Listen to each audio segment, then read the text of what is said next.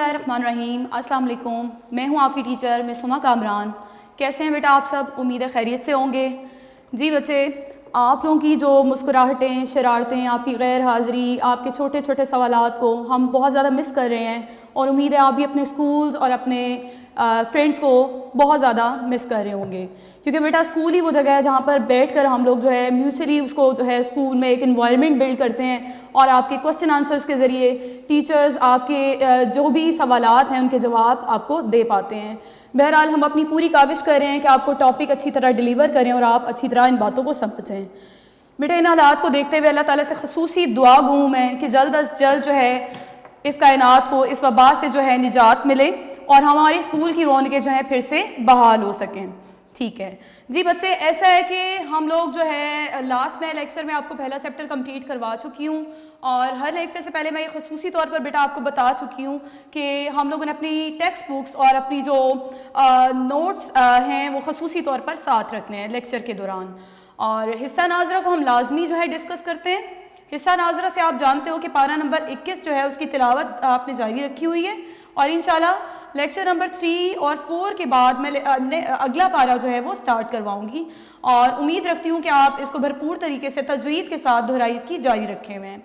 इसके बाद बेटा हिस्सा नाजरा की तरफ अगर मैं तवज्जो फरमाऊँ तो मसनून दुआ नंबर 4, 5 और 6 आप अपने नोट से इसको ज़रा खोल लीजिएगा। जी बेटा, जैसा कि आप जानते हैं कि सबसे पहले हम अपने लेक्चर को स्टार्ट करने से पहले हिस्सा नाजरा को ज़रूर डिस्कस करते हैं।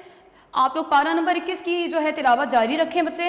इस वीक भी लेक्चर नंबर 3 और 4 में मैं पारा नंबर 21 ही चाहूँगी कि अब भरपूर तरीके से तजवीद के साथ दोहराएं।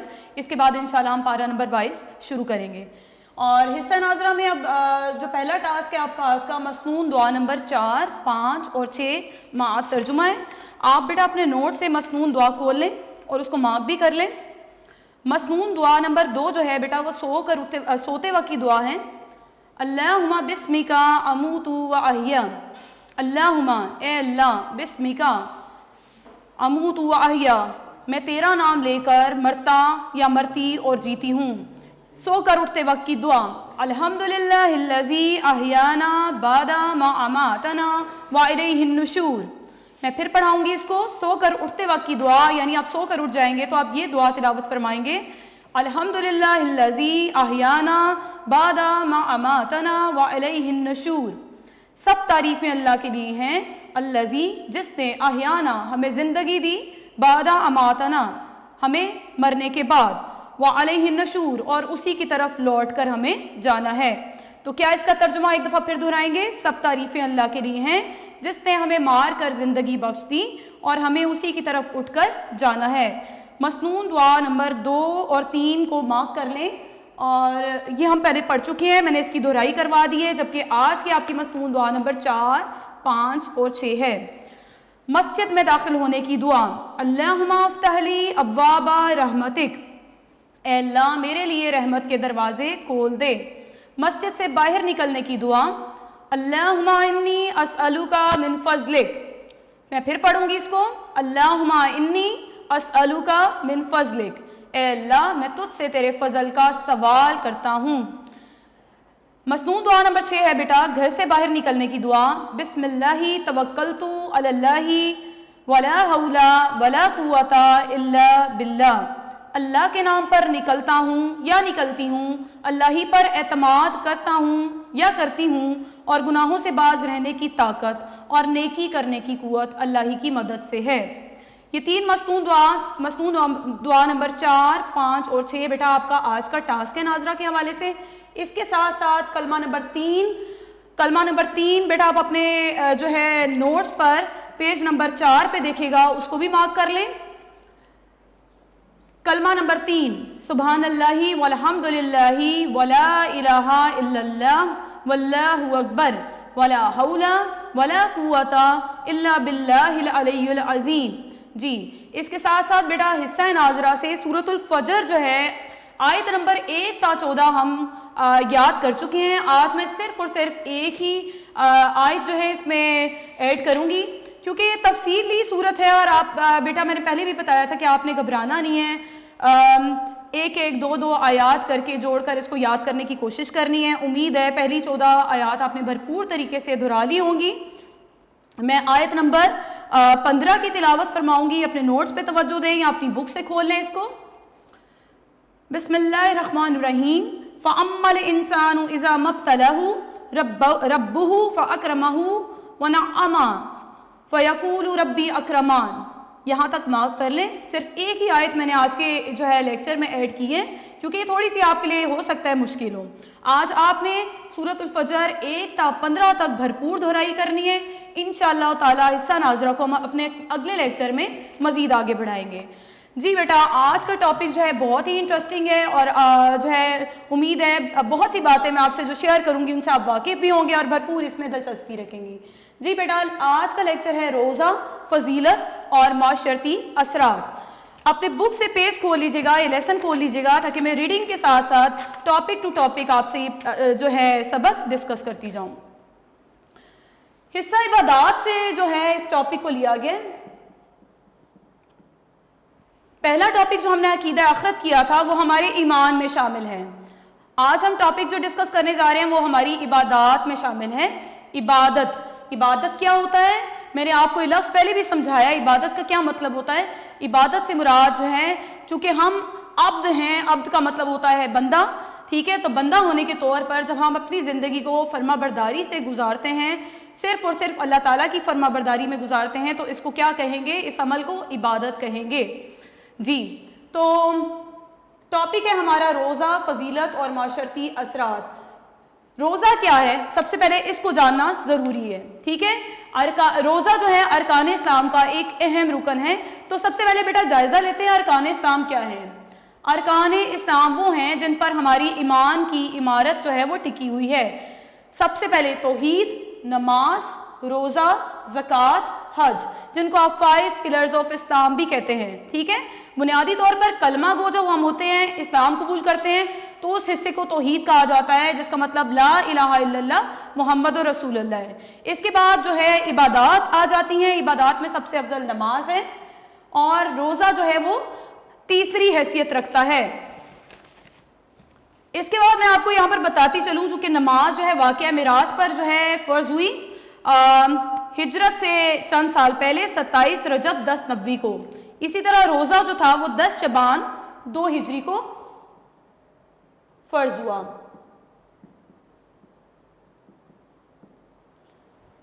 جی روزہ کا لفظ جو ہے آپ کے لیے نیا نہیں ہے.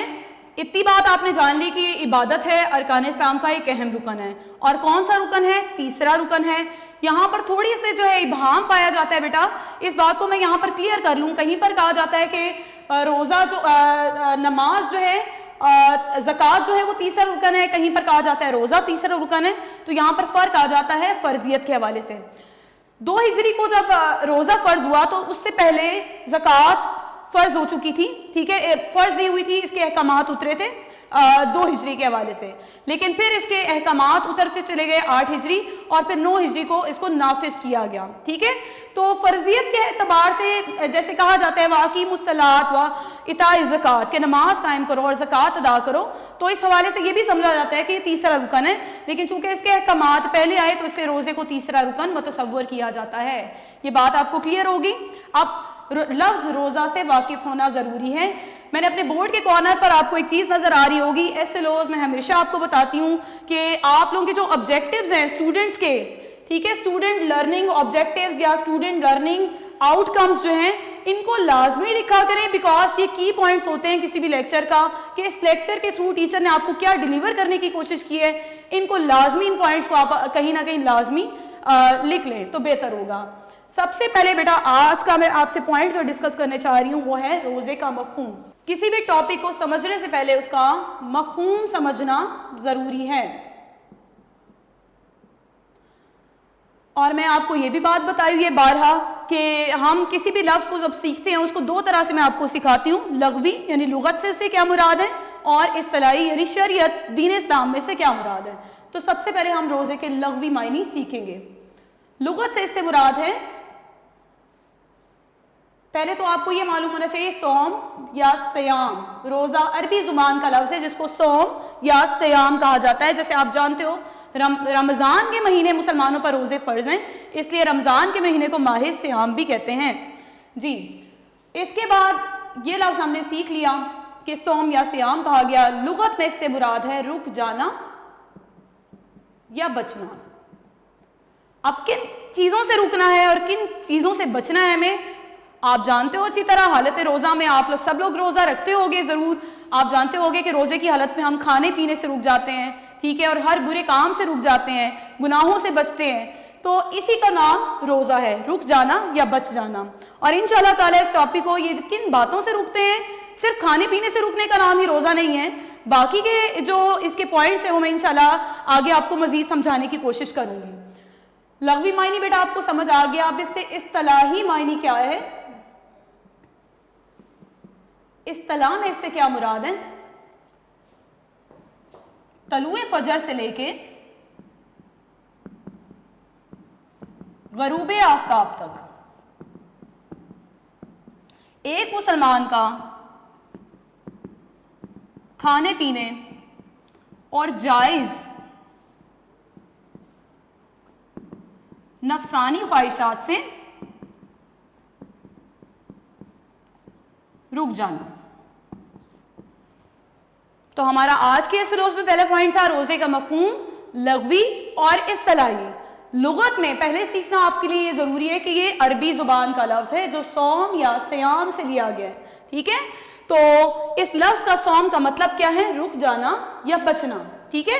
اب اصطلاح میں سے کیا مراد ہے، طلوع فجر، جب دن نکلنا شروع ہوتا ہے اس سے پہلے، ٹھیک ہے، طلوع فجر سے لے کے غروب آفتاب سورج کے ڈوبنے تک ہم کھانے پینے اور جائز نفسانی خواہشات، نفسانی خواہش، نفس کہتے ہیں ہمارے دل کو، ٹھیک ہے، ہمارا دل جن خواہشات کو چاہتا ہے، حالانکہ وہ خواہشات جائز ہیں، جیسے کھانا پینا ایک جائز عمل ہے، ٹھیک ہے، تو ہم ان چیزوں سے خود کو، ان خواہشات سے روک کر رکھتے ہیں، اسی حالت کا نام روزہ ہے۔ جی بیٹا آپ نے روزے کا مفہوم سیکھ لیا۔ ایسے روز میں دوسرا پوائنٹ دیکھے گا روزے کی حیثیت۔ آپ نے اپنی ریڈنگ میں دیکھیں گے پیج نمبر 10 پہ جو شروع کا ٹاپک ہے روزے کا مفہوم، وہ آپ کو اچھی طرح سمجھ آ گیا ہوگا۔ نیکسٹ ٹاپک آپ کو نظر آ رہا ہوگا روزے کی فضیلت۔ اس پوائنٹ کو سمجھانے سے پہلے بیٹا یہ سمجھنا ضروری ہے کہ روزے کی حیثیت کیا ہے، ٹھیک ہے۔ سب سے پہلے تو میں نے آپ کو بتا دیا کہ روزے جو ہے مسلمانوں پر ماہ رمضان میں فرض ہوئے، اور یہ روزہ جو ہے وہ بہت اس دین اسلام سے پہلے جتنے بھی مذاہب تھے بیٹا یہ ان کا حصہ رہا کسی نہ کسی صورت میں، ٹھیک ہے۔ یہ اور بات ہے کہ اس کے احکامات، اصول، قوانین، طور طریقے الگ تھے۔ قرآن میں کہا گیا کہ اے ایمان والو تم پر روزے فرض کیے گئے ہیں جس سے تم سے پہلے لوگوں پر فرض کیے گئے، اور کیوں کیے گئے، تاکہ تم پرہیزگار بنو۔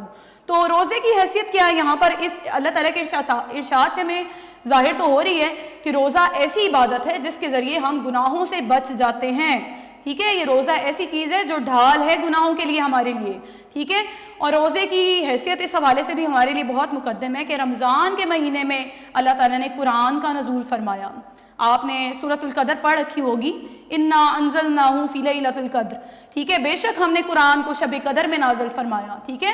تو شب قدر کی رات جو رمضان کی راتوں میں سے ایک رات ہے، اس رات کو اللہ تعالیٰ نے قرآن کا نزول فرمایا، اور یہ رات کہا جاتا ہے کہ سینکڑوں مہینوں کی عبادت سے افضل ہوتی ہے اگر اس رات جو عبادت کی جاتی ہے، ٹھیک ہے بیٹا۔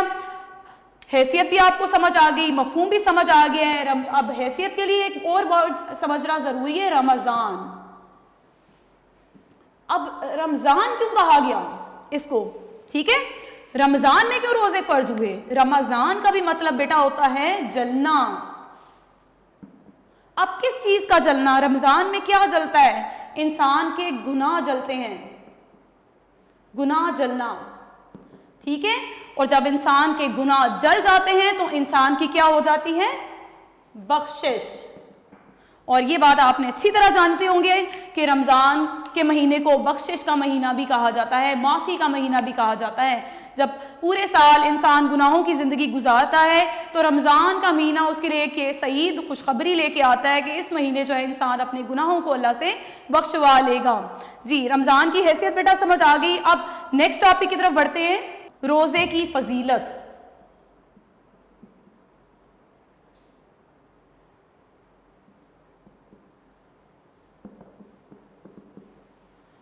روزے کی فضیلت بیٹا مینلی جو ڈسکس ہو رہی ہے وہ احادیث کی روشنی میں ہے۔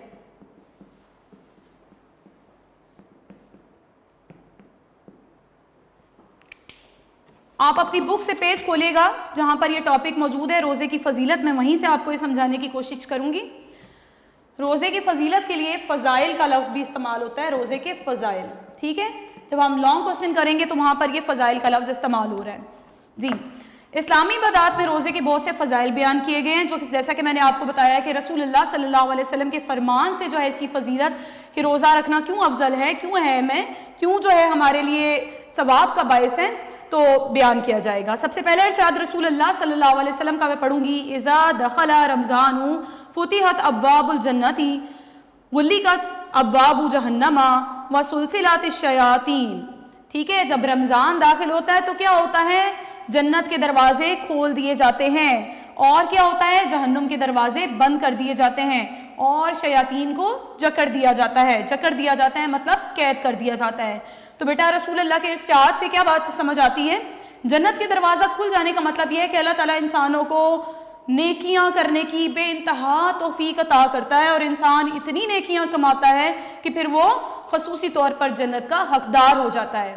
جبکہ یہاں پر کہا گیا کہ جہنم کے دروازے بند کر دیے جاتے ہیں، انسان سے گناہوں کے کرنے کی جو ہے صلاحیت جو ہے وہ سلب کر لی جاتی ہے، رک جاتے ہیں انسان گناہوں سے، کیونکہ وہ اللہ کی طرف متوجہ ہوتے ہیں، ٹھیک ہے؟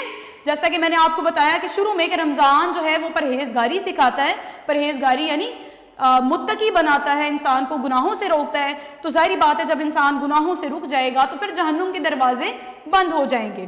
تیسری بات، شیاطین کو جکڑ دیا جاتا ہے۔ وہ شیاطین جو ہر وقت انسان کے دل میں وسوسے ڈالتے رہتے ہیں اور انسان کو برائیوں کی طرف راغب کرتے ہیں، جب وہی جکڑ دیے جائیں گے، قید کر دیے جائیں گے، تو ظاہری سی بات ہے انسان ثواب کی طرف یا نیکی کی طرف بڑھتا چلا جائے گا۔ رمضان کی سب سے بڑی فضیلت بیان کی جا رہی ہے کہ اللہ تعالیٰ روزے دار کو بے حساب اجر و ثواب عطا کر رہا ہے۔ رمضان کی فضیلت کس بات سے ظاہر ہو رہی ہے؟ رسول اللہ کے ارشاد سے کہ ابن آدم انسان کو کہا گیا کہ جو بھی وہ نیک عمل کرتا ہے اس کا اجر 10 گنا سے لے کر 700 گنا تک ہو جاتا ہے۔ بیٹا ہم جو بھی کام کرتے ہیں، ہر وہ کام جس کا اللہ تعالیٰ نے ہمیں حکم دے رکھا ہے، ظاہری بات ہے وہ ہمارے لیے ثواب کا درجہ رکھتا ہے، اور ہر وہ کام جس سے اللہ تعالیٰ نے ہمیں منع فرمایا ہے وہ ہمارے لیے گناہ کا درجہ رکھتا ہے۔ تو بیٹا ہر وہ کام جس کا اللہ نے حکم دے رکھا ہے اگر وہ ہم کرتے ہیں، عمومی طور پر جیسے آپ جانتے ہو کہ قرآن پڑھتے ہیں تو قرآن کا ایک حرف پڑھنے پر کتنا ثواب ہے، کتنی نیکیاں ملتی ہیں، ٹھیک ہے؟ اور 3 حروف ملیں گے تو 30 نیکیاں، ایک حرف پڑھیں گے تو 10 نیکیاں، ٹھیک ہے؟ یہ 10 نیکیاں رمضان کے مہینے میں جب ہم پڑھیں گے تو 700 گنا سے کہیں زیادہ ہو جائیں گی۔ تو کیا کہا گیا کہ ابن آدم جو بھی نیک عمل کر رہا ہے اس کا اجر جو ہے اسے عام دنوں میں وہ جو عمل کر رہا ہے اس سے 700 گنا بڑھا کر اس کو دیا جائے گا۔ اللہ نے فرمایا کہ روزہ میرے لیے ہے، ٹھیک ہے، اور میں ہی اس کا اجر دوں گا۔ یہ اللہ تعالیٰ کا جو ارشاد ہے کہ روزہ میرے لیے ہے اور میں ہی اجر دوں گا، یہ حدیث قدسی ہے۔ اللہ تعالیٰ کے اس ارشاد کو نبی پاک نے بیان فرمایا۔ حدیث قدسی کیا ہوتی ہے بیٹا؟ اللہ تعالیٰ کا وہ ارشاد رسول اللہ صلی اللہ علیہ وسلم نے جس کی وضاحت فرمائی وہ ہمارے لیے حدیث قدسی کا درجہ رکھتی ہے، ٹھیک ہے؟ تو نبی پاک نے فرمایا کہ اللہ نے کا یہ کہنا ہے کہ روزے کا اجر کوئی نہیں جانتا، ٹھیک ہے؟ روزے کا اجر جو ہے کوئی نہیں جانتا، یہ تو میں تمہارے ہر اس نیک عمل کا اجر بتا رہا ہوں جو تم رمضان کے مہینے میں کرتے ہو، لیکن تمہاری جو حالت روزہ ہے، جو روزے کا اجر ہے وہ میں کسی کو نہیں بتا رہا ابھی، ٹھیک ہے؟ اللہ کہہ رہے کہ اس کا اجر تو میں آخرت میں دوں گا، اور کوئی نہیں جانتا کہ اس کا اجر کتنا انسان کو ملنے والا ہے، لیکن ہم یہ ضرور جانتے ہیں کہ اللہ تعالیٰ بے انتہا اجر اور ثواب کا حقدار رکھنے والا ہے ہم کو۔ اس بات کا اندازہ اس بات سے آپ لگا سکتے ہو کہ اللہ تعالیٰ نے جو جنت کے دروازے ہیں ان میں سے ایک دروازہ جس کو باب الریان کہا جاتا ہے وہ روزے داروں کے لیے مخصوص کر رکھا ہے۔ جی، اس کے بعد آ جاتے ہیں نیکسٹ پیراگراف کی طرف۔ کسی روزے دار کو افطار کرانا بھی بے حد اجر و ثواب کا باعث ہے، یعنی ہم روزہ تو رکھ رہے ہیں لیکن حالت روزہ میں کسی دوسرے شخص کو جو حالت روزہ میں افطار کروا رہے ہیں تو اس کا کیا اجر ہے؟ اس بارے میں بھی رسول اللہ صلی اللہ علیہ وسلم نے فرمایا کہ جو اس ماہ میں یعنی رمضان کے مہینے میں کسی روزے دار کو افطار کرائے گا تو اب اس کو کیا کیا درجہ مل رہا ہے ذرا سمجھتے چلے جائیں۔ اس کے گناہوں کی معافی ہے، یعنی اللہ اس کے گناہ معاف فرما دے گا، وہ خود کو جہنم سے بچا لے گا۔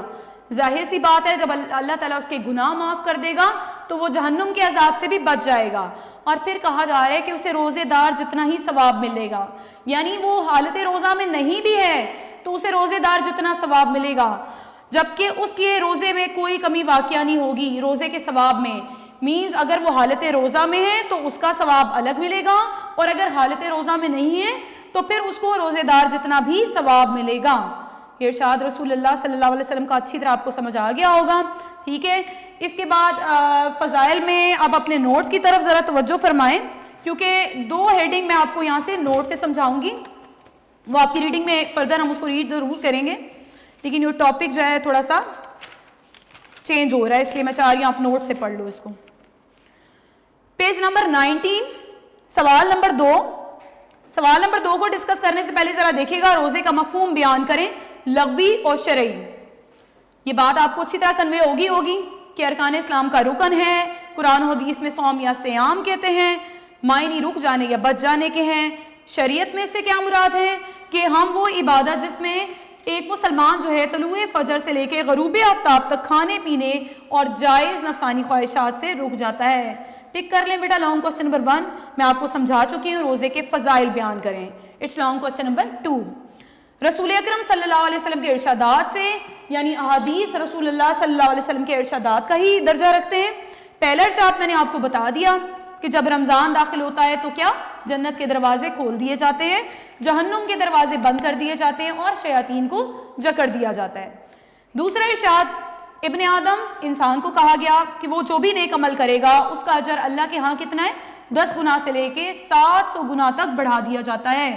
ٹھیک ہے, اس کے علاوہ اللہ تعالیٰ فرماتا ہے کہ روزہ میرے لیے ہے, میں ہی اس کا اجر دوں گا.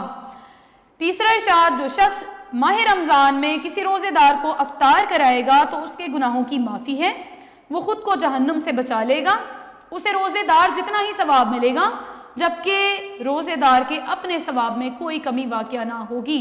یہ بات آپ کو میں پھر سمجھا دوں کہ اگر وہ روزہ افطار کروا رہا ہے اور روزہ نہیں ہے اس کا, تو پھر اسے روزے کے برابر ہی ثواب مل رہا ہے, اور اگر وہ حالت روزہ میں ہے تو پھر کہا جا رہا ہے کہ اس کے اپنے روزے کے ثواب میں کوئی کمی نہیں آ رہی.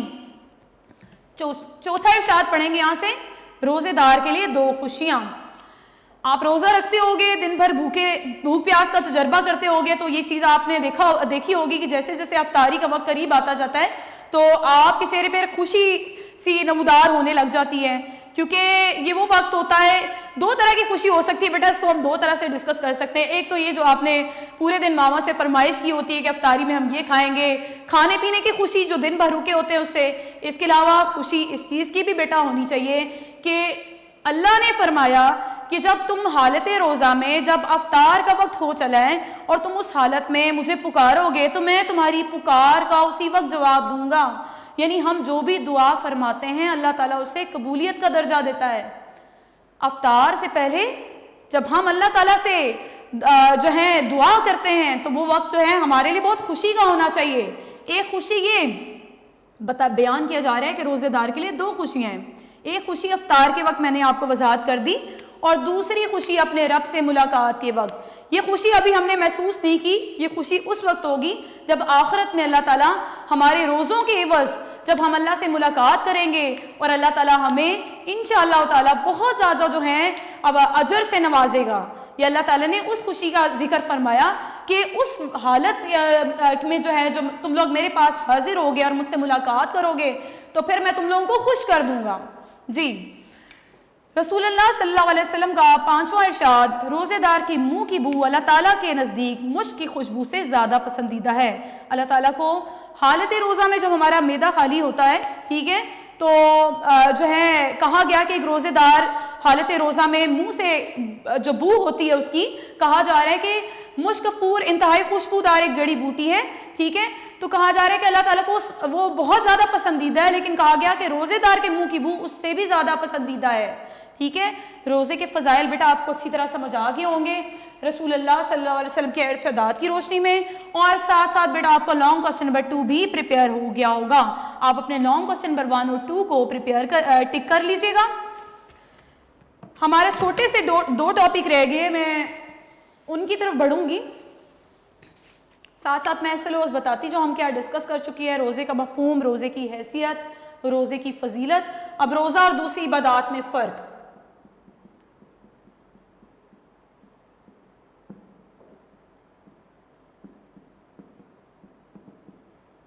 روزہ اور دوسری عبادات میں فرق. جی بیٹا یہ ٹاپک ہے آپ کے بک پہ, جہاں روزے کی فضیلت کے لاسٹ پیراگراف میں لائن نمبر 3 پہ توجہ دیجیے گا. روزہ اور دوسری عبادات میں کیا فرق ہے. ٹھیک ہے, دیکھیں ہم اگر نماز پڑھتے ہیں تو اس کو باقی کے لوگ مشاہدہ کر سکتے ہیں, دیکھ سکتے ہیں کہ ہم حالت نماز میں ہیں. ہم حج کرنے جاتے ہیں تو تب بھی لوگ اسے دیکھ سکتے ہیں کہ ہم حج کرنے جا رہے ہیں. ٹھیک ہے, تو کہا جا رہا ہے کہ دوسری عبادات کا جو عمل ہے وہ ظاہر ہے, یعنی نماز کا, حج کا, یہ جو ہم کر رہے ہیں عمل سے ظاہر ہو رہی ہیں کہ ہم یہ کام کر رہے ہیں. جبکہ روزہ ایک ایسا عمل ہے جو خفیہ ہے, چھپا ہوا ہے, ظاہر نہیں ہو رہا. ہم حالت روزہ میں یہ بات صرف ہم جانتے ہیں یا اللہ تعالیٰ جانتا ہے. ٹھیک ہے, تو اس لیے اس کا بے انتہا اجر ہے. ہم چاہیں تو اس حالت میں چھپ کر کھا پی سکتے ہیں, لیکن ہم کس چیز سے کام لیتے ہیں؟ صبر سے. ٹھیک ہے, کیونکہ ہمیں اللہ سے اجر کی امید ہوتی ہے. بخشش کا ذریعہ. نیکسٹ پوائنٹ,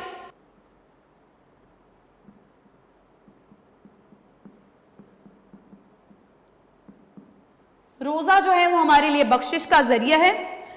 بیان کیا جا رہا ہے کہ روزہ انسان کے سابقہ یعنی پچھلے گناہوں کی معافی اور بخشش کا ذریعہ ہے. رسول اللہ کے ارشاد سے اس بات کو بیٹا ظاہر کریں گے, من صام رمضان وقامہ ایمانا واحتسابا غفر لہ ما تقدم من ذنبہ. جس نے رمضان کے روزے اور راتوں کا قیام ایمان اور احتساب سے کیا, یعنی ہم رمضان کے روزے بھی رکھ رہے ہیں اور راتوں کو نوافل بھی ادا کر رہے ہیں, اور کس نیت سے کر رہے ہیں کہ ہم ایمان پر قائم رہے, اور احتساب یعنی ہمیں آخرت میں جواب دہ ہونا ہے. یہ دونوں باتیں مل کر ثواب کو ظاہر کرتی ہیں, یعنی ہم نے یہ کام کیے ثواب کی نیت سے. تو ظاہری بات ہے, پھر کہا گیا کہ ہمارے سابقہ گناہ معاف کر دیے گئے. نیکسٹ پیج پہ آپ دیکھیں گا روزے دار کے لیے 2 خوشیاں. یہ ٹاپک میرا خیال ہے میں آپ کو ابھی ایکسپلین کر چکی ہوں. یہاں تک آپ کی لیکچر کی ریڈنگ کے حوالے سے میں اتنا ہی ڈسکس کروں گی. بیٹا آپ نوٹ ذرا کھول لیجئے گا, میں وہاں پر آپ کو بتا دیتی ہوں. جو آج آپ کا ٹاسک ہے, اپنا ڈیلی ٹاسک ضرور لکھیا کیجئے. حصہ ناظرہ سے بیٹا سورۃ الفجر آیت 1 تا 15.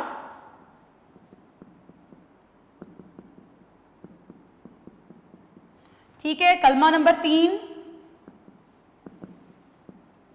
اور مسنون دعائیں جو بھی آپ کو تفویض کی گئی ہیں 4 سے لے کے 6 تک.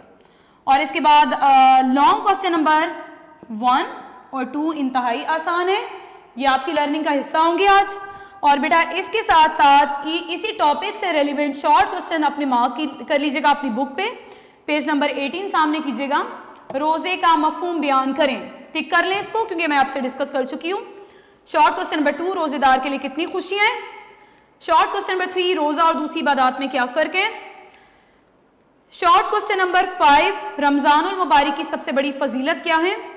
شارٹ کوسچن نمبر 8 روزہ رکھ کر برے کاموں سے نہ رکنے کے بارے میں فرمان نبی بیان کریں. نیکسٹ پیج پہ دیکھے گا. شارٹ کوسچن نمبر 10 نبی اکرم صلی اللہ علیہ وسلم نے کسی روزے دار کو روزہ افطار کرانے کی کیا فضیلت بیان فرمائی. اور شارٹ کوسچن نمبر 11 روزہ انسان کے سابقہ گناہوں کی معافی اور بخشش کا ذریعہ ہے, فرمان رسول سے وضاحت کریں.